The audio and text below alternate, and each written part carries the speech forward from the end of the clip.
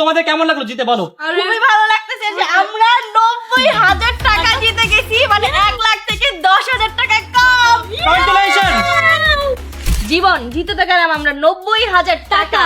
তো কেমন লাগতেছে বলো? আমার তো অনেক বেশি ভালো লাগতেছে। তোমার? শোনো, তোমার কিন্তু আমাকে স্পেশালি থ্যাংক ইউ দেওয়া হচ্ছে। আমি না থাকলে তো তুমি জিততেই পারতা না। আচ্ছা, থ্যাংক ইউ সো মাচ। না না, জাস্ট কিডিং। আমরা কিন্তু দুজনের হার্ড ওয়ার্কিং এর কারণেই জিততে পারছি। তো তুমি কি করবা 90,000 টাকা দিয়ে বলো? আমি তো আমার জুতা কিনা ফাটাইলাম সব। আর আমি ভাবতেছি অনেকগুলো মেকআপ প্রোডাক্ট কিনবো। চলো। গাইস তোমরা যে কিনবা টাকাগুলো কোথায়? তোমার কাছে দাও।